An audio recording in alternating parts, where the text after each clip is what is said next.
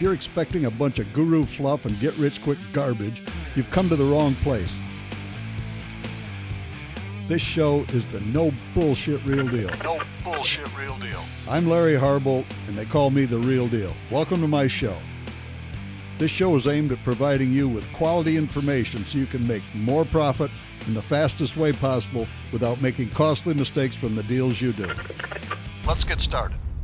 Hello, everybody. Well, it's another week of being shut in.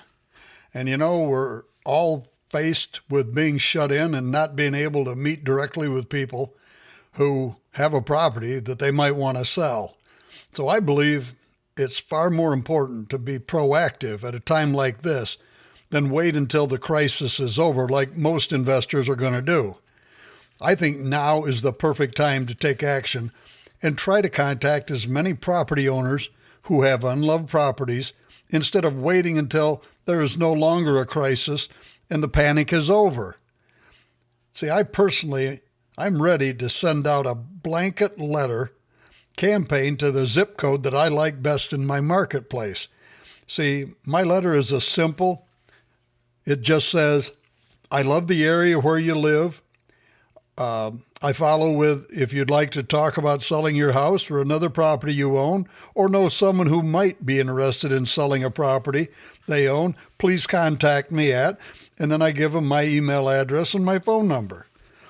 In my letter, I also mentioned that I am doing a blanket letter campaign to everyone in their area. I don't mention anything in the letter about the virus or them possibly being in a financial distress position. Only that I am thinking about trying to buy some houses in the area that I love. So, you know, if you're thinking about doing anything like this and you think my idea might be a good one, you know, I thought I would give you some information that might help you, because if you're going to be looking at houses in any area you like, something else that I put in my letter at the bottom in huge 36-point bold print, I write, please save this letter in case you may need it in the future or hear of someone who wishes to sell their property. I thank them, then I sign my name in blue ink. You know, because I am blanketing their area, I don't personally address them in the beginning. My letter starts out, Dear Homeowner. See, I do not put their address in my letter because I'm doing a blanket mailing, not a specific mailing to any one family. You know, I've talked about this in previous podcasts, and I want to get ahead of other investors who are sitting idly by waiting for outward signs of financial troubles of specific homeowners. Instead, I'm sending out a generic letter that if they are or become in financial trouble, they may call me first before things go too far for them and they're going to be facing foreclosure. You know, there's a lot of people that live on the edge right now that this is, with no work, this is going to cripple them and they're going to have financial troubles. That's why I want to get out and get ahead. That's why I want them to call me first before things go too far for them. And if, you know, they're going to be facing foreclosure, I might be an answer for them. You know, I would also prefer them calling me before they list their property in the multiple listing service, because there's no need to make it more difficult for me having to deal with an agent. You know, and now if you're thinking that my idea might be a good one, what I'm going to do is I'm going to give you my contact person that does my lists that all of my students use, and when you request any specific list of property owners that you may want, you can get lists of property owners by zip code, by specific areas of your city, by state, by county, by city, free and clear properties, rental or privately owned properties. Now, if you're interested in getting a list of any of these types and think that this is a good idea, you can go to listsandmarketing@gmail.com. That's listsandmarketing@gmail.com. You can also text a message to 818 470-3581. That's the best advice I can give you to get a good scrubbed list of names. Now, if you remember the old adage, the early bird gets the worm. And I truly think that if you contact people who are already in financial trouble that we don't know about, or they're soon going to be, without exposing them, that is a much better way to get people to contact you before disaster befalls them. There's no need to contact them in the letter and say, I know you're in financial trouble. There's no need of that. Don't embarrass the people. So let me ask every one of you listening to this podcast, aren't we problem solvers? Isn't that what we do? And because of that, let's try to find people who need our help now before these property owners get further into more serious trouble that they can't get out of. So let's be smart about this. Let's get ahead of the curve and give those who either already have a problem or if this epidemic causes them to have a problem, and let these people know we can help them. Now, some of those that will contact you may not be in a financial situation and simply want to know what you're willing to do, what you're willing to pay them. I call these people tire kickers. They need to know what you are willing to do for them and what you would pay for their property. That doesn't mean you're going to do a deal with them. So be expecting that. So, when these property owners call you, you need to read my latest article, and that's how to analyze and negotiate subject to deals. You can get a copy at no cost by going to larryharbold@gmail.com and requesting your copy.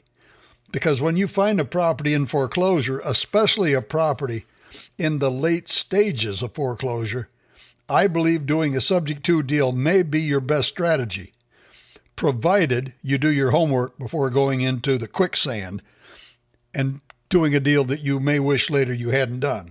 But if you're planning to do a subject to deal, you must have the proper paperwork and also follow the necessary step-by-step procedure to protect the sellers and also protect you. That's important. You have to protect both sides. So whatever properties that you are contacted about, there are only 3 ways to acquire and 1 way to profit without ownership. Now, the 3 ways to acquire, which you all know, pay cash and pay off the mortgage. The second way is subject to the existing mortgage if it's in foreclosure. The third is do a lease option, but that's only if the mortgage is not in default and they just want to sell their property. That way you can buy those properties. But now if you want to profit without ownership, if you can find a good property in a good area that is vacant and in good condition, where the owner is making a mortgage payment and the property is sitting vacant, you might offer to master lease the property with the right to sublease the property to another tenant.